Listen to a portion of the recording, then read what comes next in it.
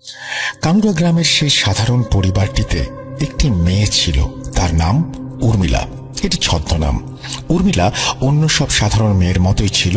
ভালোভাবে সে বড় হয়েছিল। সে বিয়ের পর কানুরা গ্রামে এসেছিল। গ্রামের লোকজনরা বলতো উর্মিলার কাছে নাকি জিন আছে, কিন্তু তার সাথে জিনের সঙ্গে সংশ্লিষ্ট কোনো ঘটনা ঘটেছিল কিনা তা জানা যায়নি। বিয়ের কিছুদিন পর, অর্থাৎ বিয়ের কিছু বছর পর, তার দুটি সন্তান জন্মগ্রহণ করে। কিন্তু উর্মিলা একটি জটিল রোগে আক্রান্ত হয়ে পড়ে। কি রোগে আক্রান্ত হয়েছিল সেটা আমি জানতে পারিনি। তাকে বিভিন্ন জায়গায় নিয়ে গিয়ে ভালো ডাক্তার দেখানো হয়, কিন্তু তার রোগ ভালো হয় না। উর্মিলা ধরে নেয় সে হয়তো আর বাঁচবে না। তাই সে তার পরিবারের লোকজনদের কাছ থেকে শেষ অসিয়ত করে যে তার মৃত্যুর পর তাকে যেন গোরস্থানের পাশে পুকুরের পানি দিয়ে গোসল না করানো হয়। কিন্তু তার পরিবার তার কথায় পাত্তা না দিয়ে তাকে বাঁচানোর জন্য চেষ্টা চালিয়ে যেতে থাকে। তারা শেষ পর্যন্ত তাকে রাজশাহীর একটি নামকরা হাসপাতালে ভর্তি করে। ডাক্তার তার চিকিৎসা করেন, তার বিভিন্ন টেস্ট করা হয়। সেখানকার ডাক্তার তাকে ইঞ্জেকশন দিয়ে অজ্ঞান করতে চাইলে সে ডাক্তারকে অনেক অনুরোধ করে যেন তাকে অজ্ঞান না করা হয়। সে ডাক্তারের পা পর্যন্ত ধরেছিল, কিন্তু ডাক্তার শেষ পর্যন্ত তাকে অজ্ঞান করে। কিন্তু সমস্যা দেখা দিল যে দীর্ঘ সময় পার হয়ে গেলেও তার জ্ঞান ফিরছিল না। ডাক্তার উর্মিলার পরিবারের লোকজনকে বলেন উর্মিলাকে বাড়ি নিয়ে গিয়ে 24 ঘন্টা রাখতে। এই 24 ঘন্টার মধ্যে যদি জ্ঞান না ফেরে তাহলে ধরে নিতে হবে সে মারা গেছে। কিন্তু উর্মিলার পরিবার ভেবে নেয় যে উর্মিলা মারা গেছে, তাই তারা তাকে হাসপাতাল থেকে বাড়ি নিয়ে চলে আসে। তারা তাদের সব আত্মীয় স্বজনকে খবর দেয় এবং মসজিদে মাইকেও ঘোষণা করে যে উর্মিলা মারা গেছে। সিদ্ধান্ত নেওয়া হয় সেদিন রাতেই উর্মিলাকে দাফন করা হবে। আত্মীয় স্বজনরা সবাই এসে উপস্থিত হলে দাফনের জন্য সব কার্যক্রম শুরু করা হয়। উর্মিলা তার শেষ ওসিয়তের কথাটা একমাত্র তার মাকে বলেছিল, কিন্তু তার মা কোনো কারণে সেই কথাটা ভুলে যান। ফলে তাকে সেই পুকুরের পানি দিয়েই গোসল করানো হয়, যে পুকুরের পানি দিয়ে গোসল করাতে সে বারণ করেছিল। রাত 10টার সময় তার জানাজা হয় এবং স্বাভাবিকভাবেই তাকে দাফন করা হয়। এখানে কোন রকম কোনো ঘটনা ঘটেনি। সেদিন রাতে উর্মিলার স্বামী স্বপ্নে দেখেন যে উর্মিলার লাশ কবর থেকে তুলে তাদের বাড়ির বাইরের দরজার সামনে ফেলে রাখা হয়েছে। স্বপ্ন দেখার সাথে সাথে তার ঘুম ভেঙে যায়। তিনি তার স্বপ্নের ব্যাপারে বাড়ির অন্যান্য লোকজনদের বলেন। অন্য সব আত্মীয় স্বজনরা বলেন সকালে গিয়ে কবর ঠিকঠাক আছে কিনা দেখে আসা হবে। সেদিনের মতো সবাই ঘুমিয়ে পড়ে। পরদিন ভোরবেলা কবরটি দেখতে যাওয়া হয়। কবরের কাছে গিয়ে সবাই একটি ভয়ানক জিনিস দেখে। সবাই দেখে যে কবরের মাথার অংশটিতে মাটি নেই এবং সেখানকার পাতাতনটিও নেই। ব্যাটারি চালিত টর্চ লাইটগুলো মেরে দেখা যায় যে কবরের মধ্যে কোনো লাশ নেই, কিন্তু কাফনের কাপড়টি কবরের ভেতরেই পড়ে আছে। কবরের অন্যান্য অংশ একদম অক্ষত আছে। বাড়ির লোকজনদের খবর দেয়া হয়, সবাই সেখানে চলে আসে। খবরটা জানাজানি হলে আশেপাশের বাড়িগুলো থেকেও অনেক লোকজন সেখানে এসে উপস্থিত হয়। সবাই মিলে লাশ খুঁজতে থাকে। খোঁজার এক পর্যায়ে লাশটি পাওয়া যায় কবর থেকে বেশ অনেকটা দূরে একটা ধানের জমির মাঝখানে। সে সময় জমিতে ধান লাগানো ছিল না। লাশটি উপুড় হয়ে মাটিতে পড়েছিল। লাশটিকে সোজা করলে দেখা যায় যে লাশের চোখ থেকে তাজা রক্ত গড়িয়ে পড়ছে। এ সময় পরিবারের লোকজনরা লাশটি কাউকে দেখাতে না দিয়ে বাড়িতে নিয়ে চলে আসে। কিন্তু খবরটি জানাজানি হয়ে গেলে দূর দূরান্ত থেকে অনেক মানুষ এসে জমা হয়। সবার চাপের মুখে লাশ দেখাতে বাধ্য হয় উর্মিলার পরিবার। কবরটি আবার খোঁড়া হয়। উর্মিলার স্বামী কবর থেকে কাফনের কাপড় তোলার জন্য কবরে নামেন, কিন্তু এখানে ঘটে এক অদ্ভুত ঘটনা। কবর থেকে কাফনের কাপড় তোলা যাচ্ছে না। কাপড়টি কবরের সাথে শক্তভাবে লেগে আছে।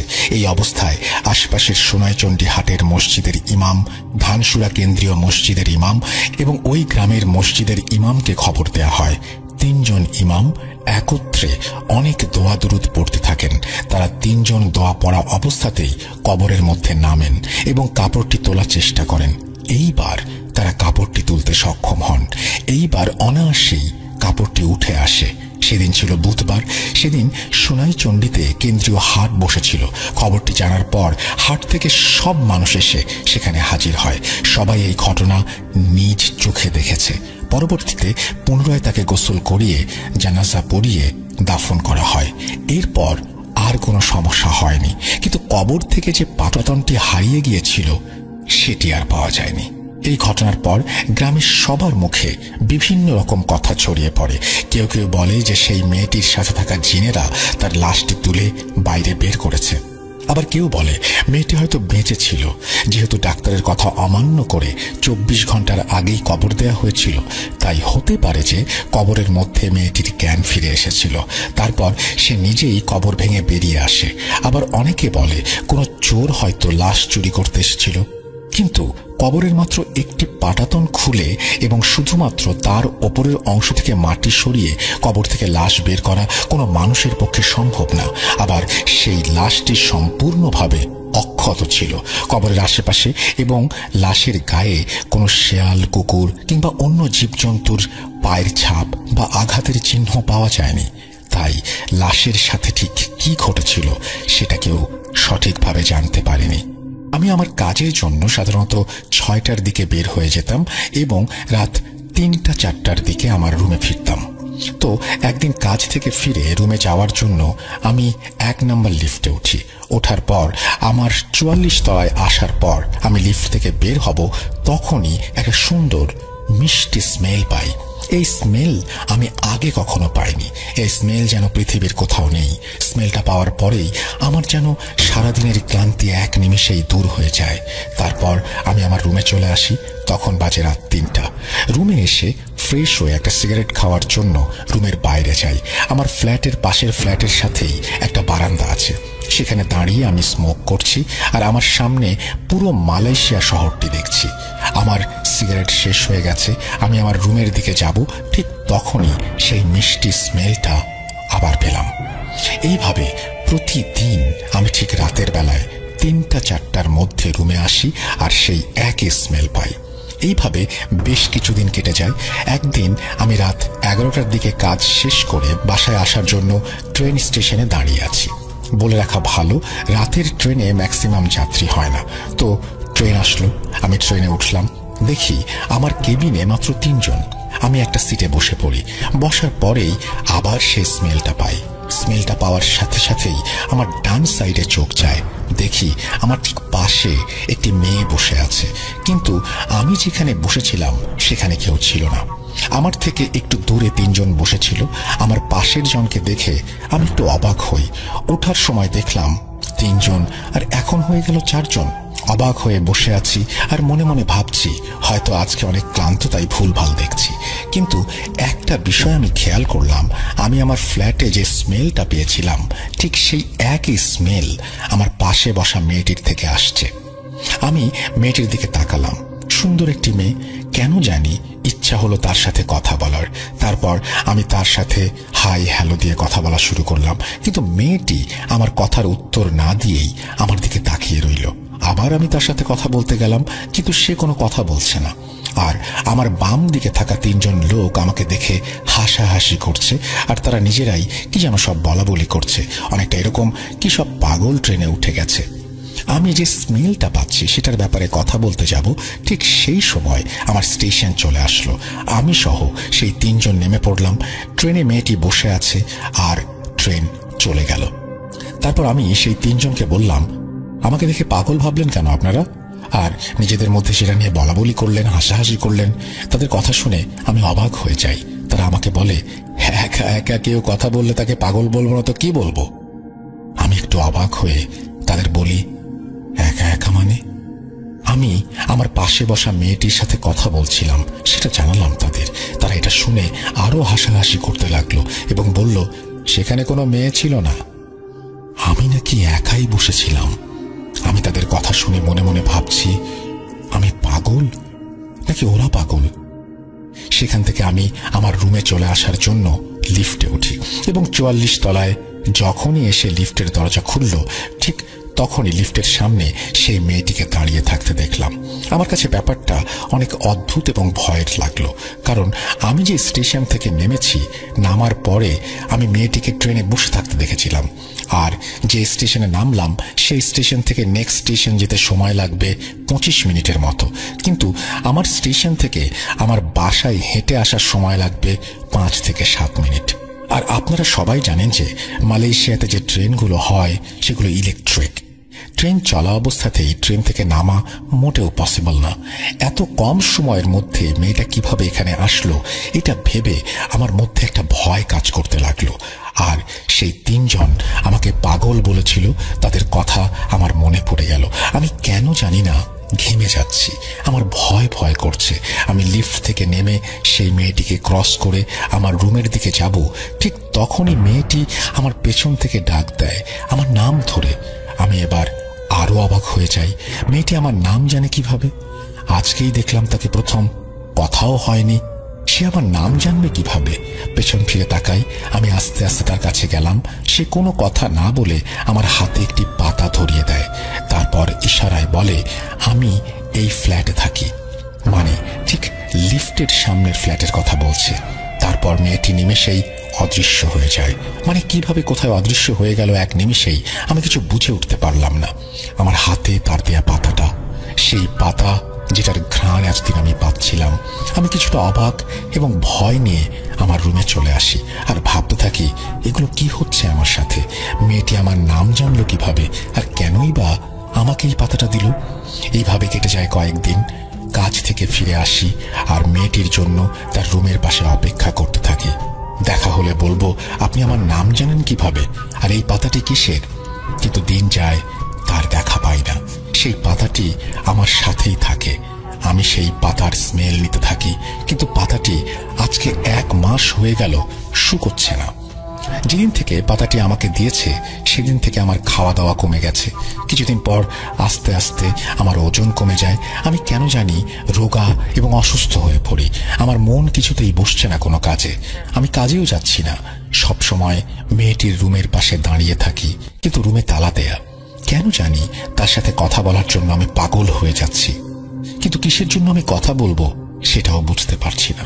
যখনই তার রুমের কাছে যাই তখনই তালা দেয়া থাকে। আমি মনে মনে ভাবতে শুরু করলাম হয়তো মেয়েটি এই ফ্ল্যাট ছেড়ে চলে গেছে। তার দেয়া সেই পাতাটি এখন আমার কাছে অনেক বাজে লাগছে। সেই পাতা থেকে স্মেল বের হচ্ছে না। আমার কি হয়েছে? আমি কি অসুস্থ নাকি? আমার শরীর এত খারাপের দিকে যাচ্ছে কেন? আমি কাউকে কিছু বলি না, কেন জানি কারোর সাথে কোনো কথা বলার ইচ্ছেই হতো না আমার। একদিন আমি রুমে শুয়ে আছি রাতের বেলায় আর স্বপ্ন দেখছি কেউ যেন আমাকে জোর করে আমার রুমের ফ্যানের সাথে ফাঁস লাগিয়ে দিচ্ছে। আমি ছোটাছুটি করার চেষ্টা করছি কিন্তু পারছি না, জোরে জোরে চিৎকার করছি কিন্তু কোনোভাবেই পারছি না। আমার শরীর নিস্তেজ হয়ে যাচ্ছে। মনে হচ্ছে আমার গলায় মোটা একটা চাদর পেঁচানো আছে ফ্যানের সাথে, আমাকে কেউ জোর করে ফাঁস দিয়ে মেরে ফেলছে। মনে হচ্ছে আমি এখনই মরে যাব। ঠিক তখনই আমি আমার সর্বশক্তি দিয়ে জোরে একটা চিৎকার দিই। তারপরেই আমার পাশের রুমের ভাইরা এসে আমাকে ফ্যান থেকে গলায় চাদর পেঁচানো ঝুলন্ত অবস্থায় নামায়। আমার গলায় অনেক মোটা দাগ পড়ে গেছে। রুমের ভাইয়ারা আমাকে গালাগালি করতে শুরু করে দিয়েছে, বলছে এগুলো কেন করছো তুমি? তুমি মরবে, আমাদেরও মেরে ফেলবে। আমি তাদের কথায় অবাক হয়ে যাই। আমি ভাবছি তারা এইসব কি বলছে? আমি এগুলো স্বপ্নে দেখলাম নাকি স্বপ্নটাই সত্যি? এই ভাবতে ভাবতে তারা আমাকে জোর করে সেই বিল্ডিং এর সিকিউরিটি ম্যানেজারের কাছে নিয়ে যায় আর বলে এই ছেলেকে এখান থেকে বের করে দেন, তা না হলে সে যা করেছে তার জন্য আমরাও দায়ী থাকব। সিকিউরিটি আমাকে বলছে তুমি কেন ফাঁস লাগাতে গেছো? আমি বললাম আমি কিছু জানি না, যেগুলো হয়েছে সবকিছু আমি স্বপ্নে দেখেছি। পাশ থেকে আরেকজন বলল তুমি ফাঁস লাগিয়ে মরবে আর আমাদের সাথেও মারবে। তারা একে অপরকে বলতে লাগলো এই ফ্লোরে যে কয়টা ফ্ল্যাট আছে একটাও ভালো না। মেয়েটির আত্মহত্যা করার পর থেকে আমি তাকে বললাম কোন মেয়েটি ভাই?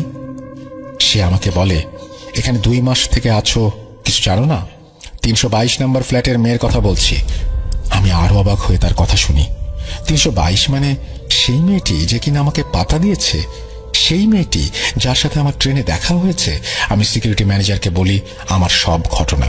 ম্যানেজার আমার কথা শুনে অবাক হয়ে যায় আর বলে আজকে 3 বছর 322 নম্বর ফ্ল্যাট বন্ধ আর 1 নম্বর লিফট সন্ধ্যা 6টা থেকে সকাল 6টা পর্যন্ত বন্ধ থাকে। তার এই কথা শুনে আমার পায়ের নিচ থেকে মাটি সরে যায়। আমি গত 3 মাস থেকে কাজের পর বাসায় ফিরে 1 নম্বর লিফটে করে আমার রুমে যেতাম। আর ম্যানেজার বলছে গত 3 বছর থেকে এই লিফট 6টার পর বন্ধ। তাদের কথাগুলো আমার বিশ্বাস হয় না, কিন্তু তারা যে সত্যি বলছে এটা বুঝতে পারি। সেই মেয়েটি সুইসাইড করার পর থেকেই লিফটটা বন্ধ করে রাখা হয়েছে, সাথে সেই ফ্ল্যাটটি। সিকিউরিটি আমাকে বলে এখনই এই বিল্ডিং ছেড়ে চলে যেতে, কোনোভাবেই আমাকে তারা আর এখানে রাখবে না। আমি কি করব কিছুই বুঝতে পারছি না। সকাল হওয়া পর্যন্ত অপেক্ষা করতে থাকি।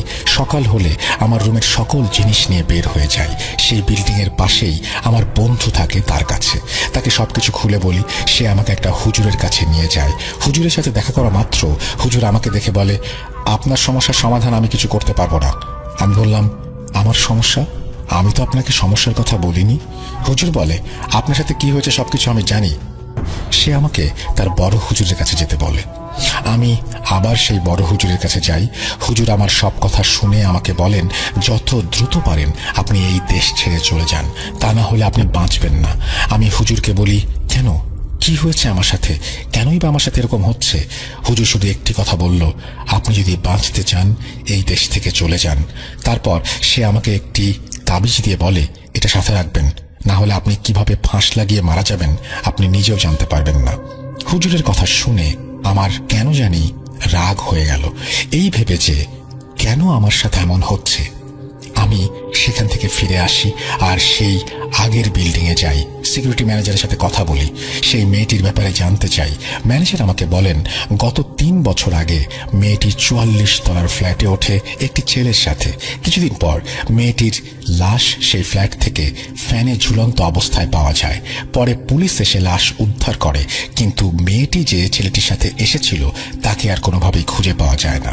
অনেক চেষ্টা করেও পুলিশ এই হত্যার ব্যাপারে কিছু উদ্ধার করতে পারেনি। কেন মেয়েটি আত্মহত্যা করেছে, কিসের জন্য, কোনো কিছুই আজ পর্যন্ত জানা সম্ভব হয়নি। এবং এই কেসের ব্যাপারে এখনো অনুসন্ধান চলছে, আর সেই মেয়েটির কোনো ঠিকানাও পাওয়া যায়নি, যার কারণে মেয়েটির লাশ বেওয়ারিশ হিসেবে সেখানকার একটি কবরস্থানে দাফন করা হয়। এগুলো শুনে আমি বাসায় চলে আসি। ঠিক সে রাতে আমি স্বপ্নে দেখি মেয়েটি আমার কাছে এসে কান্না করছে আর 2 হাতে জোর করে বলছে, আমাকে আমার মায়ের কাছে নিয়ে যাও। এই কথা বলেই মেয়েটি স্বপ্নের মধ্যে কেমন জানি উধাও হয়ে গেল। আর হঠাৎ আমার ঘুম ভেঙে গেল। মুখ ধুয়ে আমি বারান্দায় দাঁড়িয়ে সিগারেট টানছি আর ভাবছি কি করব। এদিকে আমি অসুস্থ হয়ে গেছি অনেক। আমি যেন নিজেকে আর চিনতে পারছি না। আমার ওজন কমে গেছে, একেবারেই শুকিয়ে গেছি। এই ভাবতে ভাবতে আমি শুয়ে পড়ি। ঠিক একটু ঘুম ঘুম ভাব, আর আমি অনুভব করছি আমার বন্ধু আমার বুকের ওপর শুয়ে আমার গলা টিপছে, আমাকে মেরে ফেলবে। আমি অনেক শক্তি দিয়ে তাকে ছাড়ানোর চেষ্টা করছি, কিন্তু পারছি না। আমি দোয়া পড়ার চেষ্টা করছি, কিন্তু আমার মুখ দিয়ে কোনো দোয়া বের হচ্ছে না। আমি খেয়াল করলাম আমার বন্ধুর চোখ দুইটা আগুনের মতো জল জল করছে। তার শরীর বিশাল এক দানবের মতো আকৃতিতে পরিণত হয়েছে। সে তার সর্বোচ্চ শক্তি দিয়ে আমার গলা টিপে ধরেছে। আমার মুখ দিয়ে গোঙানির মতো আওয়াজ বের হচ্ছে। মনে হচ্ছে এই মুহূর্তেই আমার জীবনের শেষ মুহূর্ত। আমি আল্লাহকে ডাকার চেষ্টা করছি, কিছুতেই কিছু হচ্ছে না। হঠাৎ করে ফজরের আজান ভেসে আসে। আমার শরীর থেকে ভার কমতে শুরু করলো। আজান শোনার পর থেকে আমি সাথে সাথে আমার প্রাণ ফিরে পেলাম। আমি জেগে গেলাম। আমি চোখ খুলে দেখি আমার শরীর পুরো ঘেমে গেছে। আমার শরীরে কোনো শক্তি নেই। পাশে তাকিয়ে দেখি আমার বন্ধু ঘুমিয়ে আছে। আমি তাকে ডাক দিয়ে তুলি। সে আমার দিকে তাকিয়ে বলে, কিরে, তোর গলায় এটা কিসের দাগ? আমি আয়নার সামনে গিয়ে দেখি আমার গলায় 2 হাতের ছাপ বসে আছে। আমি অনেক ভয় পেয়ে যাই। রাতে ঘুমাতে পারতাম না, সারা রাতে জেগে কাটিয়ে দিতাম। এইভাবে কয়েকদিন যাওয়ার পর আমার বন্ধু আমাকে বলছে, কালকে টিকিট কেটে দিচ্ছি, তুই দেশে চলে যা। আমি কি করব কিছুই বুঝতে পারছি না।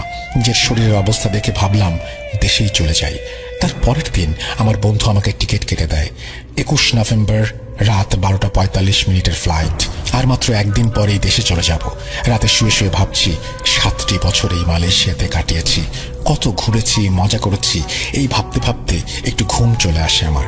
ঘুমিয়ে আমি স্বপ্নে দেখি ভয়ঙ্কর চেহারার কেউ আমাকে বলছে, তুই কোনোভাবেই দেশে যেতে পারবি না, আমি তোকে দেশে যেতে দেব না। এই কথা বলে স্বপ্নের মধ্যেই হারিয়ে গেল। পরদিন সবকিছু গুছিয়ে আমি আর আমার ফ্রেন্ড এয়ারপোর্টের দিকে রওনা দিলাম। রাত 12টায় এয়ারপোর্টে পৌঁছে যাই। শেষ বেলায় বন্ধুকে বিদায় দিচ্ছি আর বলছি, ভালো থাকিস।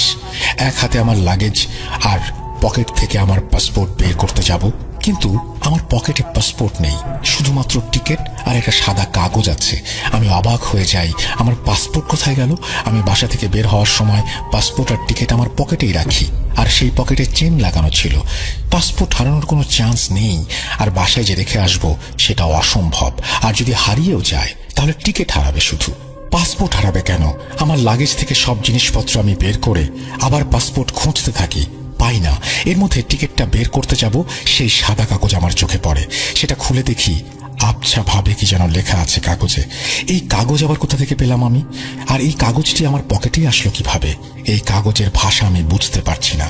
সেখানে এক ট্যাক্সি ড্রাইভারকে আমি কাগজটা দেখাই। সে আমাকে বলে এটা ইন্দোনেশিয়ার ভাষা, কি লেখা আছে সে বুঝতে পারছে না।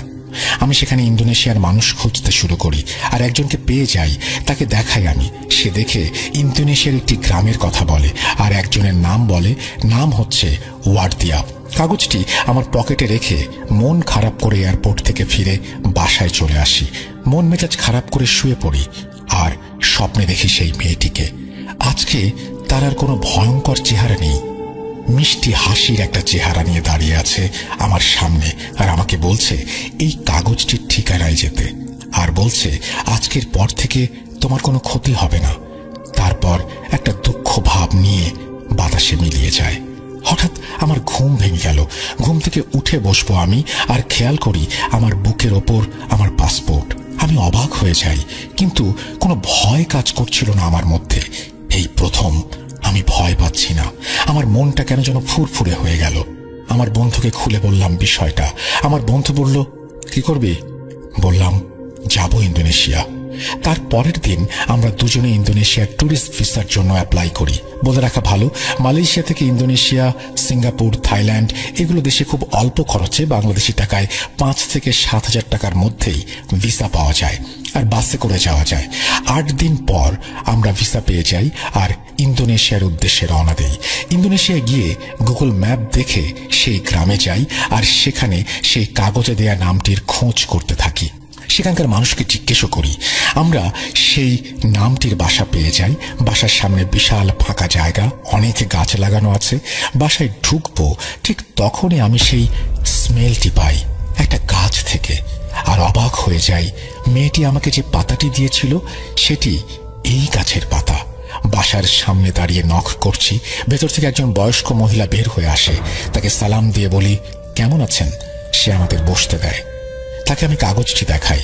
সে কাগজে নামটি দেখে হাওমাও করে কাঁদতে থাকে, আর বলতে থাকে, ওয়ার্দিয়া, ওয়ার্দিয়া, আমার মেয়ে। কাঁদতে কাঁদতে বলে, তোমরা কারা? ওয়ার্দিয়াকে কিভাবে চেনো? আর বলে, 3 বছর থেকে আমার মেয়ের কোনো খোঁজ পাচ্ছি না। অনেক খুঁজেও কোথাও তার সন্ধান পাইনি। আমি মহিলাকে সবকিছু খুলে বললাম প্রথম থেকে। বললাম, মালয়েশিয়াতে মসজিদ ইন্ডিয়ায় কবরস্থানে আপনার মেয়েকে দাফন করা হয়েছে। সেসব শুনে কান্নায় ভেঙে পড়লেন তিনি। এতদিন তিনি হয়তো আশায় ছিলেন মেয়ে বেঁচে আছে, কিন্তু এই প্রথম তিনি জানলেন তার মেয়ে মারা গেছে 3 বছর আগে। কিভাবে মারা গেল, কেন, এগুলো প্রশ্ন করতে থাকে, কিন্তু কোনোটার জবাব আমার কাছে ছিল না। কারণ কিভাবে মারা গেছে, কে মেরেছে, এগুলো তো আমি জানি না। হঠাৎ করে একটি পরিবার 3 বছর পর যদি জানতে পারে তাদের নিখোঁজ সেই সদস্য মারা গেছে, তাহলে কেমন লাগে সেটা নিশ্চয়ই বুঝতে পারছেন। সেই মহিলাটি আমাকে বুকের সামনে শক্ত করে চেপে ধরে। তার আর্তনাদ দেখে আমি আর আমার বন্ধু নিজেকে ঠিক রাখতে পারলাম না। আমরাও কেঁদে ফেললাম। আমি তার কাছে জানতে চাইলাম কিভাবে সে মালয়েশিয়া গেল, আর কেনই বা গেল। সে বলল, মালয়েশিয়া সে কাজে গিয়েছিল। আসলে আমরা যেমন বাংলাদেশে এক শহর থেকে আরেক শহরে যাই, বিষয়টা ওদের কাছে এমনই। ঠিক তেমনি ইন্দোনেশিয়া থেকে মালয়েশিয়া দিনে দিনে যাওয়া যায়, আসা যায়। আমরা চলে আসবো ভেবে উঠে পড়ি, কিন্তু বৃদ্ধ মহিলা আমাদেরকে রাতটা থেকে যেতে বলেন। তাদের বাসায় আমরা রাতটা থেকে যাই। বৃদ্ধ মহিলা আমাদেরকে তাদের বাড়ির সামনের বাগানে একটি গাছের নিচে নিয়ে যান। সেই গাছটি দেখিয়ে বলেন, এটি ওয়ার্দিয়া লাগিয়েছে, যেটির তুমি ঘ্রাণ পেয়েছিলে। এই সেই গাছ যেটির পাতা থেকে সুমিষ্ট ঘ্রাণ পাচ্ছি আমি। তারপর বাসার ভেতরে ঢুকে তার মা আমাদেরকে ওয়ার্দিয়ার রুমে নিয়ে যায়। আমার কাছে এই মুহূর্তটা কেমন লাগছিল আপনাকে বোঝাতে পারবো না। নিজেকে অনেক হালকা মনে হচ্ছিল, অনেক হাসি খুশি লাগছিল। আসলে আমার ফিলিংসটা বোঝানোর মতো না। মেয়েটির মা আমার ফোন নাম্বার নেয় আর বলে কয়েকদিনের মধ্যে সে মালয়েশিয়া আসবে তার মেয়ের কবর দেখার জন্য। পরের দিন আমরা মালয়েশিয়ায় ব্যাক করি। তারপর থেকে আমার সাথে আর কিছুই হয়নি। 2016 সাল। তখন আমি ক্লাস 4-এ পড়ি। আমার বাবা একজন সরকারি চাকরিজীবী হওয়ায় বাবার সাথে আমাদেরও বদলি হয়ে নানান জেলাতে বাসা ভাড়া নিয়ে থাকতে হতো। বেশ ভালোই কাটছিল আমার শৈশবের দিনগুলো। হঠাৎ একদিন বাবার ডাক আসে সরকার থেকে। সরকারি কাজে বাবার বিদেশ যেতে হবে। আসলে এটি ছিল বিদেশে একটি কোম্পানির চাকরি, যা পাওয়ার জন্য বাবা চেষ্টা করছিলেন এবং পেয়েও যান। সেখানে বাবাকে সরকারিভাবে পাঠানো হবে 4 বছরের জন্য। বেশ ভালো বেতন, তাই বাবা সেখানে যেতে চান। বাবা আমাদের গ্রামের বাড়িতে একটি বাসা ভাড়া নিয়ে থাকতে বলে, কারণ এখানে আমরা নতুন, তেমন কিছু ভালোভাবে চিনি না। আর গ্রামের বাড়ির আশেপাশে থাকলে আমরা সেখানে দাদু ও নানুর বাড়ির সাহায্য পাব। যেমন ভাবা তেমন কাজ। পুরো বিষয়টি আমরা আমার নানু ও দাদু বাড়িতে জানাই। আমার ভেবে খুব আনন্দ হচ্ছিল যে আমরা দাদু বা নানু বাড়ির কাছেই থাকব। এমনি এক রাতে আমার ছোট নানি স্বপ্ন দেখে। স্বপ্নটি ছিল খানিকটা এমন: বাড়ি ভাড়া নেয়ার জন্য বাড়ি খুঁজতে খুঁজতে তিনি একটি বাড়ির সন্ধান পান। সেখানে গিয়ে তিনি দেখতে পান বেশ সুন্দর একটা বাড়ি, চারিদিকে বেশ সুন্দর পরিবেশ। বাড়িটির ভেতরে গিয়ে তিনি দেখেন 3টি রুম আছে এবং প্রত্যেকটি রুমে কবরের লাশ নিয়ে যাওয়া একটি করে খাটলি পাতা রয়েছে। তার পাশে আগরবাতি জ্বালানো আছে এবং কাফনের কাপড় প্রস্তুত করা আছে। মনে হচ্ছে বস্তুগুলো কারো মৃত্যুর জন্যই অপেক্ষা করছে। এরপর তার ঘুম ভেঙে যায়। তিনি এই স্বপ্ন খুব একটা আমলে নেননি, কিন্তু তিনি পরপর বেশ কিছুদিন একই স্বপ্ন দেখতে লাগলেন। তাও তিনি তেমন কিছু মনে করলেন না। এরপরেই ঘটে মর্মান্তিক ঘটনা। আমার বড় বাবা আপন চাচা ছিলেন একজন ব্যবসায়ী। তিনি তার কাজের জন্য অনেক রাতে বাড়ি ফিরতেন। সেরকম এক রাত ছিল সেদিন। চাচা বাড়ি ফিরে হাত মুখ ধুয়ে চাচির সাথে খেতে বসেন। খাওয়া দাওয়া শেষ করে ঘুমোতে যান তারা। চাচি ঘুমিয়ে পড়েন, কিন্তু চাচার মন কেমন অস্থির অস্থির করছিল। তিনি স্থির থাকতে পারছিলেন না। তার বুকে ব্যথা শুরু হয়। তিনি ভাবেন গ্যাসের জন্য বুক হয়তো ব্যথা করছে। তিনি বিছানা থেকে উঠে ঔষধ খান। আবার তিনি বিছানাতে শুয়ে পড়েন, কিন্তু তার ব্যথা যেন থামছেই না। এক পর্যায়ে তিনি বুকে হাত দিয়ে কাতরাতে থাকেন। পাশে শুয়ে থাকা চাচির ঘুম ভাঙলে তিনি চাচাকে এমন অবস্থার কারণ কি জানতে চাইলে চাচা বলেন, আমাকে বাঁচাও, আমি আর সহ্য করতে পারছি না। আমার বুকে কেউ যেন হাতুড়ি ঢুকিয়ে দিয়েছে এবং সবকিছু টিপে ধরে রেখেছে। বুকের ভেতর সবকিছু যেন ছিঁড়ে যাচ্ছে। চাচি পাশের বাড়িতে সাহায্য চাইতে যায় এবং ফিরে এসে দেখে চাচার চেহারায় এক মারাত্মক ভয়, এবং সেই ভয় নিয়ে এই পৃথিবীর মায়া ত্যাগ করেছেন তিনি। পুরো বাড়িতে কান্নার রোল পড়ে যায়। আগেই বলেছি বাবার সাথে আমরাও অন্য জায়গায় থাকতাম, তাই খবর পেয়ে সেখান থেকে ছুটে আসি চাচার বাড়িতে, কষ্ট আপনজনের সাথে ভাগাভাগি করে নিতে। সবাই ভাবছিল চাচা হার্ট অ্যাটাক করে মারা গিয়েছেন, কিন্তু তখন কেই বা জানত তার মৃত্যুর আড়ালে এত বড় রহস্য লুকিয়ে আছে। আবার সবকিছু স্বাভাবিক হতে শুরু করে। বাবার ছুটি শেষ হবার কারণে আমরাও ফেরত আসি। কিছুদিন বেশ ভালোই কাটতে থাকে আমাদের। চাচার মৃত্যুর 17 দিন পর ঘটে আরেকটি রক্তহীন করা ঘটনা। আমার নানুদের মধ্যে যিনি সবচাইতে বড়, তার একটি ছেলে ছিল, তার নাম সোহেল। বেশ পরিশ্রমী ছেলে ছিল সোহেল। ছিল কেন বলছি তা নিশ্চয়ই আন্দাজ করতে পারছেন। হ্যাঁ, সোহেল মারা গিয়েছে। চাচার মৃত্যুর পর ছোট রানী আবার সেই একই রকম স্বপ্ন দেখেন, কিন্তু এবার বাড়িটিতে 3টি ঘরের বদলে 2টি ঘর এবং 2টি ঘরে 2টি খাটলি, আগরপাতি, কাফনের কাপড় সব আগের মতোই সাজিয়ে রাখা হয়েছে। ছোট রানী তেমন কিছুই বুঝতে পারছিলেন না। স্বপ্নের ব্যাখ্যাও তিনি বের করতে পারছিলেন না। যাই হোক, সোহেল সেদিন তার সব কাজ শেষ করে এসে তার মাকে বলে, মা, আমার শরীরটা খুব খারাপ লাগছে, তুমি ভাত রান্না করো, আমি ডাক্তার দেখিয়ে আসি, এসে ভাত খাবো। এরপর সোহেল ডাক্তার দেখাতে যায় হাসপাতালে। এর পরেরটুকু শুনুন প্রত্যক্ষদর্শীর ভাষায়, যারা ওই হাসপাতালে অবস্থান করছিল। ছেলেটি হাসপাতালে আসার পর থেকেই কেমন অদ্ভুত আচরণ করছিল। দেয়ালে মাথা লাগিয়ে বাড়ি মারছিল। আমরা ওকে শান্ত করার চেষ্টা করি, কিন্তু কোনোভাবেই ওকে থামিয়ে রাখতে পারছিলাম না। এক সময় ও নিজেকে ছাড়িয়ে নিয়ে মাটির ওপর চরম কষ্ট নিয়ে দাপাদাপি শুরু করে।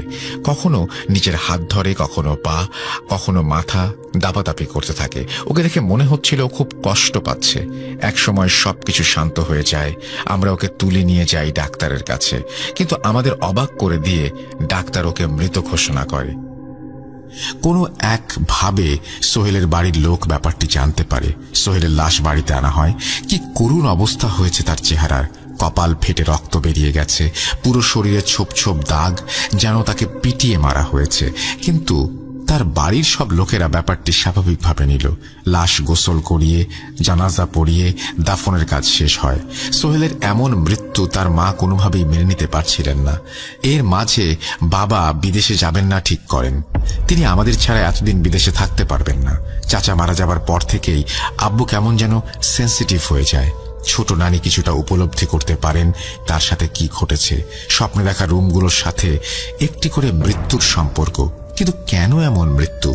আমি বা কেন স্বপ্ন দেখছি? বিভিন্ন প্রশ্নের মায়াজালে আটকে যান তিনি। এভাবে কেটে যায় প্রায় 2 বছর। ছোট নানিও এর মাঝে কোনো স্বপ্ন দেখেননি। আমাদের সাজানো গোছানো সংসার বেশ ভালোই কাটছিল দিনগুলো। বাবা অন্যান্য দিনের মতোই সকালে অফিসে যায় এবং দুপুরে ফিরে আসে।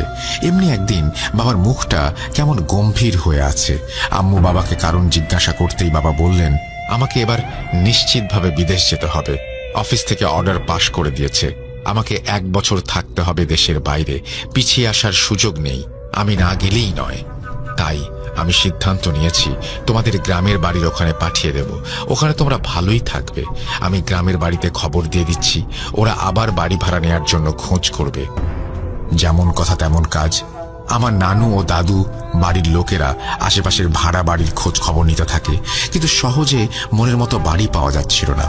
এর মধ্যে ছোট নানি সেই একই স্বপ্ন বারবার দেখা শুরু করেন। কিন্তু এইবার বাড়ির মধ্যে ছিল মাত্র একটি রুম। সেই রুমের মধ্যে একটি খাটলি পাতা রয়েছে, পাশে কাফনের কাপড় প্রস্তুত করা হয়েছে এবং আগরবাতি জ্বলছে। ছোট নানির ঘুম ভাঙলে তিনি বেশ চিন্তায় পড়ে যান, কারণ প্রথমবার এবং দ্বিতীয়বার এই রকম একই স্বপ্ন দেখার পর কেউ না কেউ প্রাণ হারিয়েছে। তিনি বুঝতে পারেন এবারও হয়তো তার ব্যতিক্রম হবে না। মানুষ কি নাকি ভাববে, তাকে পাগল বলবে, এই ভেবে তিনি এই ঘটনাগুলো স্বপ্নের কথা কাউকে বলতে পারছিলেন না। তিনি চিন্তিত হয়ে পড়েন যে এবার কারো প্রাণ যেতে চলেছে। এমনি একদিন ছোট রানীর 2 ছেলের মধ্যে ছোট ছেলে পরশ এবং তার 4 বন্ধু মিলে একটি বিলের মধ্যে যায় গোসল করতে। তারা 5 বন্ধু মিলে বেশ মজা করছিল সেখানে। কথায় কথায় পরশ এবং অন্যান্য বন্ধুরা বাজি ধরে যে সে নির্দিষ্ট দূরত্বের একটি বাঁশকে দুজনের মধ্যে কে আগে গিয়ে ধরতে পারে। যেমন ভাবা তেমন কাজ। এখানে বলে রাখা ভালো, পরশ বেশ ভালোই সাঁতার জানত। ওরা দুজন প্রতিযোগিতা শুরু করলে পরশ বেশ খানিকটা এগিয়ে যায়। প্রায় অর্ধেকের বেশি যাওয়ার পর পরশ তার পায়ে হ্যাঁচকা টান অনুভব করে এবং প্রায় সাথে সাথেই একটি মাত্র চিৎকার দিয়ে পানি নিচে তলিয়ে যায়। প্রথমে তার বন্ধুরা ভাবে পরশ হয়তো মজা করছে ভয় দেখানোর জন্য, কিন্তু যখন পরশ 2-3 মিনিট পেরিয়ে গেলেও পানির উপরে ওঠে না, তখন সবাই ভয় পায় এবং পরশকে খুঁজতে থাকে। কেউ তাকে খুঁজে পায় না। পরশের পরিবারে ব্যাপারটি জানানো হলে তারা ফায়ার সার্ভিসের ডুবুরি দল নিয়ে আসে। ডুবুরি খুঁজতে শুরু করে, কিন্তু তাকে খুঁজে পাওয়া যাচ্ছিল না। পানি অস্বচ্ছ ছিল। পানি নিচে ডুবুরিটা দেখতে সমস্যা বোধ করছিল। আবার অন্ধকার হয়ে আসছিল, কারণ দুপুরের এই ঘটনা ঘটার পর থেকে সন্ধ্যা ঘনিয়ে এসেছে। ডুবুরিরা শেষ একবার চেষ্টা করবে বলে ঠিক করে। তারা এবার একটি মরদেহ খুঁজে পায়, যেটি ছিল পরশের। যেখানে পরশ ডুবে গিয়েছিল তার 5 থেকে 6 হাত দূরে লাশটি পাওয়া যায়। লাশটি বসা অবস্থাতে মাটির সাথে লেগেছিল। কেউ যেন তাকে কাদার সাথে চেপে বসিয়ে দিয়েছে। ডুবুরি যেমনি লাশটি পানির ওপরে তুলল, কেন জানি তখনই অদ্ভুত একটি ঘটনা ঘটে। যখনই পরশের মরদেহ পানি থেকে নৌকায় তোলা হয়, তখনই পানির নিচ থেকে অনেকগুলো সাপ পানির উপরে এসে সাঁতার কাটতে শুরু করে। সবাই হঠাৎ এতগুলো সাপ চলে আসাতে ঘাবড়ে যায়। পরবর্তীতে লাশ বাড়িতে নিয়ে আসা হয়। ছোট নানি বারবার অজ্ঞান হয়ে যাচ্ছিলেন। তার এত আদরের ছেলে পরশ আর নেই। তিনি এটা মেনে নিতে পারছিলেন না। পুরো বাড়িতে কান্নার রোল পড়ে গিয়েছিল। পরশকে জানাজা করিয়ে কবর দেয়া হয়। ছোট নানি তার স্বপ্নের কথা নিজের মধ্যে আর চেপে রাখতে পারেননি। তিনি তার পরিবারের সবাইকে এই ঘটনা প্রথম থেকে শেষ অবধি বলেন। তার পরিবারের সবাই এই ঘটনা শুনে একদম চমকে যায়। পরবর্তীতে ছোট নানিকে একটি কবিরাজ দেখানো হলে কবিরাজ যা বলে তা শুনে সবার আত্মা শুকিয়ে যায়। কবিরাজের বলা কথাগুলো ছিল খানিকটা এরকম: কালো জাদুর শিকার হয়েছিল ওরা 3 জন। ওদের কারো মৃত্যু স্বাভাবিক ছিল না, বরং স্বাভাবিকের মতো সাজানো হয়েছিল। এক তান্ত্রিকের বিশেষ ধরনের সাধনা পূরণ করার জন্য তার এমন 3 জন পুরুষের বলির দরকার ছিল যারা এই বংশের হবে, এবং 3 জনের প্রত্যেকের রাশি হবে তুলা। এই বলির দায়িত্বে থাকা জিনটি অনেক খোঁজার পর এদের তিনজনকে পায় এবং একে একে হত্যা করে। আর পরশে লাশ তোলার পর যে সাপগুলো দেখেছিলেন, সেই সাপরূপী জিনগুলো লাশ পাহারা দিচ্ছিল। কিন্তু কেন বাসা খোঁজার সাথে ছোট রানীর স্বপ্নের মিল, কেন আমাদের সাথে এটা যুক্ত ছিল, এটা তিনি বলতে পারেননি। শুধু এটুকুই অজানা থেকে গেল। তবে জিনটির বলির কাজ শেষ, এখন সে আমাদের কিংবা নানির ক্ষতি করতে পারবে না বলে তিনি আশ্বাস দেন। পরিশেষে বলতে চাই, দয়া করে কেউ কালো জাদু করবেন না, কারণ এটা যার সাথে বা যার ওপর করা হয় তার পরিণাম কতটা মারাত্মক সেটা শুধু সেই বুঝতে পারে। এটা কি আপনার গাড়ি? হ্যাঁ। একটা উপকার করবেন প্লিজ। কি ট্রিপ আছে নাকি? না মানে আমরা যাব, ওইখানে নামিয়ে দেবেন, যা টাকা লাগে দিব। আমি রাজি হলাম। 5 মিনিট পর দেখি তারা তিনজন সাথে একটা খাটিয়া সহ লাশ নিয়ে আসছে। তখন বললাম, ভাই এটা লাশের গাড়ি না, তাছাড়া মালিক শুনলে প্রবলেম হবে, অন্য ব্যবস্থা করেন আপনারা, আমি লাশ নেব না। অনেক রিকোয়েস্ট করছে। এর মধ্যে হেল্পার বলল, ভাই মালিক জানবে না, আমরা টাকাটা ভাগাভাগি করে নেব, নেন, 2 ঘন্টা লাগবে, যাওয়ার সময় তো পড়বে বাজারটা, নামিয়ে দেব নে। পরে রাজি হলাম, বললাম কোনো ঝামেলা নেই তো? ওরা বলল, আরে না। আচ্ছা ওঠেন। তারা 3 জন লাশের সাথে আমরা 2 জন, মোট 5 জন নিয়ে গাড়ি ছাড়লাম। সবাই জানেন লাশের গাড়ি চলতে চায় না। 30 মিনিট চলার পর বিরক্ত লাগলো। বললাম, ধুর কি যে নিলাম, গাড়ি চলে না। 5 মিনিট গাড়ি দাঁড় করিয়ে বসে রইলাম, ভাবলাম সব স্পিডে চলে, আমার গাড়ির কি সমস্যা হলো। ঠিক তখনই আমার ছেলেটা বলল, ভাই কেমন যেন একটা খটখট শব্দ হলো। আমি বললাম, কই না তো, গাড়ি ছাড়ি চল। এরপর সত্যি 20 মিনিট চলার পর আমিও শুনলাম খটখট সেই আওয়াজ। একটু গলা বাড়িয়ে বললাম, ভাই পেছনে সব ঠিক আছে তো? জি ভাই আছে। এভাবে মোটামুটি 1 ঘন্টা চলার পর আমি গ্লাসে যা দেখলাম তা জীবনে কেউ দেখতে চাইবে না। আর আজও আমার চোখে ভাসে। দেখলাম খাটিয়ার ওপরে সাদা কাপড় গায়ে লাশ নিজেই বসে আছে, আমার চোখের দিকে তাকিয়ে আছে। যেহেতু লাশের মুখ আমি দেখিনি, তাই ওই লাশটি কিনা জানি না, তবে সাদা কাপড়ে মোড়ানো, নাকে তুলো দেওয়া কেউ একজন বসে আছে। আমি এটা দেখে নিজেকে ঠিক রাখতে না পেরে গাড়ি থামিয়ে পেছনে তাকালাম। দেখলাম কই না তো, কিছুই নেই। তাদের বললাম, ভাই লাশ আপনার কি হয়? আমার ভাই। কিভাবে মারা গেল? Heart attack. তাহলে তো এটা সুইসাইড কেস না, তাহলে কি মনের ভুল? আবার গাড়ি ছাড়লাম। প্রায় সেই বাজারের কাছাকাছি আর 40 মিনিট লাগবে। এর মধ্যে বারবারই গাড়িতে উঠলে নামলে কেমন খটখট শব্দ হয়, এবং আমিও পাচ্ছি, হেল্পারও পাচ্ছে। আমরা বারবার সেদিকে তাকাচ্ছি। এক সময় ছেলেটা ভয় পাচ্ছে যে পেছনে কি হচ্ছে, আমার হাত ধরে বসে আছে। তাদের মধ্যে একজন বলল, ভাই সামনে বাজারে একটু রেখেন, দাফনের কাপড় আগরবাতি কিছু কিনতে হবে, এরপর তো আর কোনো দোকান নেই। আর তখন প্রায় 10টা বেজে গেছে। যেখানে এতক্ষণ কক্সবাজার চলে যাওয়ার কথা, সেখানে অর্ধেক রাস্তায় আছি। বললাম, আচ্ছা। গাড়ি চালাচ্ছি, এমন সময় পেছন থেকে একটা গাড়ি বারবার হর্ন দিচ্ছে ওভারটেক করার জন্য। বিরক্ত হয়ে লুকিং গ্লাসে দেখলাম পেছনে কোনো গাড়ি নেই, এবং যেই না সামনের দিকে তাকাবো সেই দেখলাম ওই লাশটা নাকে তুলো দেওয়া অবস্থায়, এবং সে গাড়িটার পেছনে দৌড়াচ্ছে, হাত ইশারা দিয়ে দাঁড়াতে বলছে। এতক্ষণ ভয় না পেলেও এখন পাচ্ছি কি হচ্ছে। ভাবতে ভাবতে আমি ভাবছি বাকিরাও ঠিক আছে কিনা। হাত কাঁপছে, ছেলেটাও ভয় পাচ্ছে। তোর কেন যে ট্রিপটা নিতে গেলাম? টাকার জন্য। পরিশেষে বাজারে দাঁড় করালাম। বললাম, কি কি লাগবে কিনে নেন। ছেলেটাকে গাড়িতে বসতে বললাম। সে বসবে না, একা নাকি ভয় পায়। পরে বললাম, আচ্ছা আয়। নিচে নেমে সিগারেট ধরাই। খাচ্ছি, লোকজন কম। রাত 10:45 বাজে। বাজারে এত লোক দেখা যাচ্ছে না। তারা যা কেনার কিনলো। গাড়িতে উঠে একজন চিল্লানি দিল। দৌড়ে গেলাম, গিয়ে দেখি লাশটা নাই খাটিয়ায়। লাশটা কোথায় হাওয়া হয়ে গেছে। তারা 3 জনই নাকি নেমেছিল গাড়ি থেকে, পুরো গাড়ি খালি করে। এখন কি হবে, কি বিপদ, লাশ কে নিল, কি বা হলো?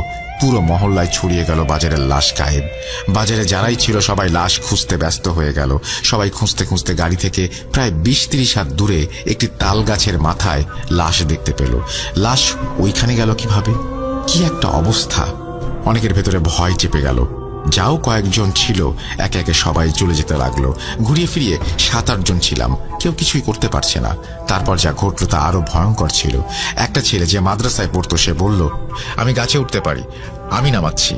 এই বলে সে গাছের মাঝ বরাবর উঠতেই হঠাৎ কোনো কারণ ছাড়াই ছিটকে নিচে পড়ে গেল এবং হাত পা ছিলে গেল, রক্ত বের হতে লাগলো।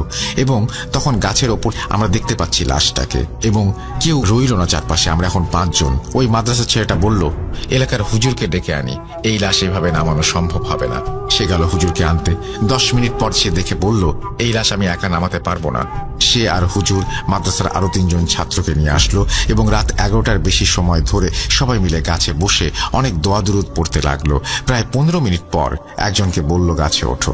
পরে সে গাছে উঠতে লাগলো। ঠিক তখনই শুরু হলো বিশাল ঝড়, মনে হচ্ছে সব উড়িয়ে নেবে এমন অবস্থা। অথচ এতক্ষণ বাতাস ছিল না। খেয়াল করে দেখলাম শুধু আমাদের জায়গাটুকুতেই বাতাস হচ্ছে। ছেলেটা গাছে উঠছে, কিন্তু মনে হচ্ছে গাছ ভেঙে পড়বে বাতাসে। লাশটা নামানো হলো শেষ অবধি। তারপর হুজুর বলল, 1টা না 2টা না 5টা জিনের পাল্লায় পড়েছে, শয়তানের পাল্লায় পড়েছে, নজর দিয়ে সে লাশে। ভালোভাবে গোসল করানো হয়নি, বাসায় গিয়ে আবারও ভালো করে গোসল করিয়ে দিতে হবে। এবং রাস্তায় আবারও এই সমস্যা হতে পারে। কালেমা পড়তে পড়তে যাবেন, থামবেন না, আর একটা আতর লাগাবেন সবাই। আর গোলাপ জল পড়ে দিলেন তিনি, সেটা ছিটাতে বললেন। সমস্যা হবে না সেটাও বললেন। আর আমাকে বললেন, এত রাতে গাড়ি চালিয়ে যেও না কোথাও একা, রাতে পরে গাড়িটা ধুয়ে ফেলো। আমার হেল্পার সেন্স আসলো, তাকেও পানি পড়া দিল আর বলল, রাস্তায় কিছু হলে ভয় পেও না, আল্লাহকে স্মরণ করো। বিসমিল্লাহ বলে আবারও গাড়ি ছাড়লাম। সবাই কালেমা পড়তে পড়তে 20 মিনিট পর নামিয়ে দিলাম তাদেরকে। টাকা নিলাম। তারা বলল জানাজা করে যেতে, কিন্তু গেলাম না। বললাম অনেক দূর যেতে হবে, যাই। গাড়িটিতে উঠলাম। ছেলেটা ভয়ে কুঁজো হয়ে আছে, কিছু না বলে গাড়ি চালাচ্ছি। এমন সময় শুরু হলো ঝড়, যেটা আমি জানি অন্য কোথাও হচ্ছে না, শুধু আমাদের আশেপাশেই হচ্ছে। গাড়ি উল্টিয়ে ফেলবে এমন অবস্থা। গাড়ি না থামিয়ে চালাচ্ছি। গাড়ির পেছনে ধুম ধুম ধুম ধুম শব্দ হচ্ছে। কয়েকজন লোক বুট জুতা পায়ে গাড়িতে উঠে লাফাচ্ছে। আমি আল্লাহর নাম স্মরণ করে এভাবেই পৌঁছালাম। গাড়ি রেখে বাসায় গেলাম, গোসল করে খেয়ে শুয়ে পড়লাম। পরদিন হেল্পার এলো না। গেলাম ওর বাসায়, দেখলাম খুব জ্বর। আমি সুস্থ ছিলাম। পরে গাড়ি না নিয়ে আমার বাসায় আসলাম। এসে শুয়েছি, ক্লান্ত লাগছিল। সেই শোয়াতেই 12 দিন পর উঠলাম, কারণ আমারও জ্বর ছিল, শরীরে ব্যথা ছিল। প্রায় 1 মাস পর গাড়ি নিয়ে বের হয়েছি। সেই গাড়ি না, অন্য গাড়ি। কখনো রাতে ট্রিপ নেই না এবং লাশ তুলি। 2007 নভেম্বর মাস। আমার বোন প্রেগনেন্ট। ভালো চিকিৎসার জন্য আবার ঢাকায় আমাদের বাসায় চলে আসে আমার বোন। আগের বারের চাইতে এবারের যত্নটা অনেকটাই বেশি, কারণ আগের বার যা যা হয়েছে সব আমাদের ভুলের কারণে হয়েছে। আমার মা চালিয়ে দিয়েছে, তাই এবার আর কোনো ভুল বা যত্ন বা চিকিৎসায় কমতি রাখা যাবে না। আমি অনেক খুশি মামা হব, কিন্তু হঠাৎই একদিন আমার বোন বলে যে তার পেটের বাচ্চা আছে, তার কোনো সারা শব্দ নেই। 2 দিন হয়ে গেছে, পেটে কোনো নড়াচড়া নেই। আমার মা বললেন, তাকে আগে কেন জানানো হলো না? আমার মা কাউকে কিছু না বলে আমার বোন আমাকে নিয়ে এক ওঝার কাছে গেলেন। আমি অনেক ছোট, কিন্তু আমার মাথায় একটা প্রশ্ন ঘুরছে, আমার মা আমার বোনকে ডাক্তারের কাছে না নিয়ে ওঝার কাছে কেন যাচ্ছেন? আমার বোনকে নিয়ে ঘটনার সূত্রপাত হয়েছে কখন শুনুন।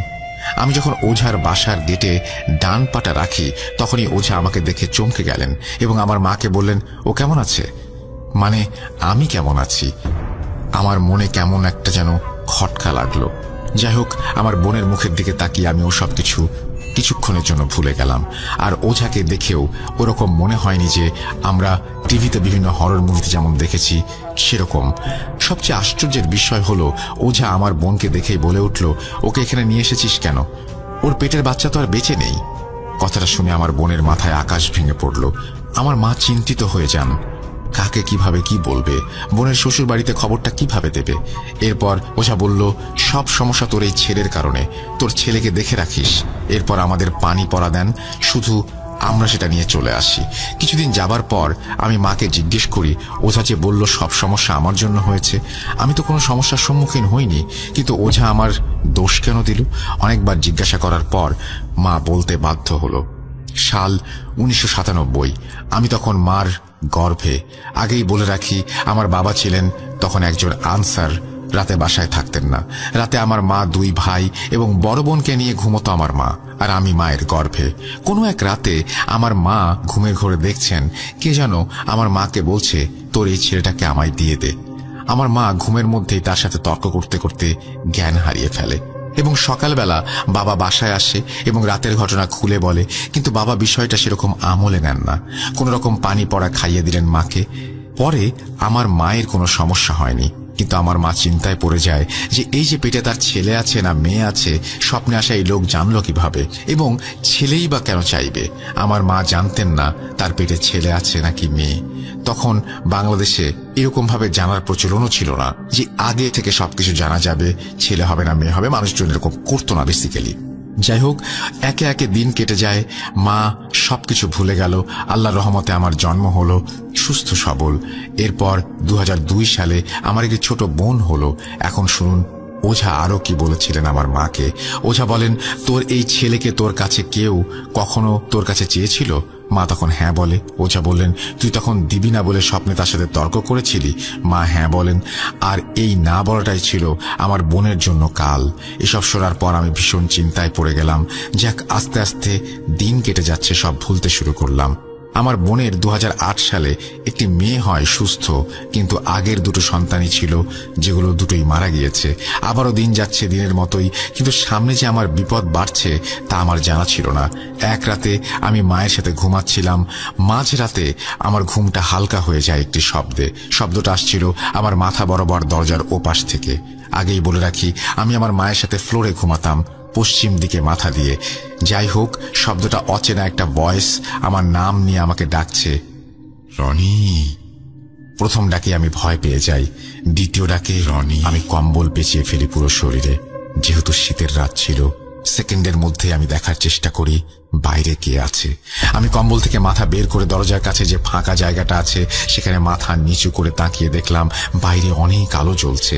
এবং তৃতীয় ডাক শোনার পর সাথে সাথে আমি চিৎকার দিয়ে উঠি, আমাকে ডাকছে, আমাকে ডাকছে, আমাকে ডাকছে। ঘরের সবার ঘুম ভেঙে যায়। মা, ভাইয়া, ভাবি সবাই জিজ্ঞেস করছে কে ডাকছে। আমি বললাম জানি না, বাইরে থেকে কে যেন আমাকে ডাকছে নাম ধরে। 3 তলা পুরো বাড়িতে কাউকে খুঁজে পায়নি আমার ভাই। সেই রাতে আমার মা আমাকে পানি পড়া খাইয়ে দেয়। এরপর থেকে আমি কখনো একা ঘুমাতে পারতাম না, কারণ দিন বা রাত যখনই হোক আমি ঘুমাতাম তখনই বোবায় ধরে ফেলত, যাকে সায়েন্সের ভাষায় স্লিপিং প্যারালাইজড বলে। এমন চলে পুরো 8-9 মাস। এরপর আমাকে হুজুর দেখানো হয়। হুজুর আমাকে টানা 1 সপ্তাহ দেখেন, কিন্তু আমাকে কিছুই বলেন না। সবকিছু আমার বাবাকে বলে যেত এবং শেষের দিন আমাকে একটি তাবিজ দিয়ে যায়, কিন্তু তাবিজে কোনো কাজ হয়নি। এবং আমি দেখলাম আমাকে নিয়ে আমার মা অনেক টেনশন করছে। তাই কোনো সমস্যা হলেও এগুলো আমি আমার পরিবারের আমি যখন 10ম শ্রেণীতে পড়ি, এসএসসি পরীক্ষা শেষ হওয়ার পর আমিও আমার বন্ধু রাজীব ফরিদপুরের অচিনতলা নামক একটি জায়গায় যাই। সেখানে 200 বছরের চাইতেও পুরনো একটি বটগাছ রয়েছে। আমার বাসা ফরিদপুর হওয়ায় আমিও আমার বন্ধু রাজীব সাইকেল নিয়ে অচিনতলা গাছটির উদ্দেশ্যে রওনা করি। গাছটি দেখে আমরা অবাক হয়ে যাই, কারণ গাছটি ছিল খুবই বড় এবং গাছের ডালগুলো অনেক জায়গা নিয়ে ছড়িয়ে ছিটিয়ে ছিল। আমরা নিজেকে আর সামনে রাখতে পারলাম না। ছবি তোলার জন্য গাছটির কিছুটা উপরে উঠে পড়লাম। সেখানে দেখতে পেলাম কিছু খুচরো টাকা পয়সা, কানের দুল ইত্যাদি রাখা আছে। বলে রাখা ভালো, গ্রামের মানুষ তাদের কোনো সমস্যা সমাধানের জন্য গাছের উদ্দেশ্যে মানত করে। সেই মানত পূরণ হলে গাছের একটি স্থানে টাকা দিয়ে যায়। আমরা সেখানে দেখতে পেলাম একটি সোনার কানের দুল। আমি তখন বেশি কিছু না ভেবে কানের দুলটি বাসায় নিয়ে যাওয়ার জন্য পকেটে রাখলাম। তার কিছুক্ষণ পরেই গাছটির পাশ দিয়ে একটি বৃদ্ধ লোক যাচ্ছিল। সে আমাদের দেখে খুব রাগ প্রকাশ করলেন। আমরা জুতা পরে সেই গাছের ওপরে উঠেছি। আমরা তখন কোনোভাবে তাড়াহুড়ো করে বাড়ির দিকে রওনা দিলাম। বাড়ি ফিরে ওই কানের দুলটি একটি ডায়েরিতে রেখে দেই। সেদিন রাতে আমি স্বপ্ন দেখি কেউ আমাকে জোর করে সেই অচিন গাছে ফাঁসি দেওয়ার চেষ্টা করছে। আমি ব্যাপারটিকে তেমন গুরুত্ব দিলাম না, ভুলে গেলাম। এরপর আমি ধীরে ধীরে অসুস্থ হতে থাকি। অনেক ডাক্তার দেখিয়েও কোনো সমাধান পাই না।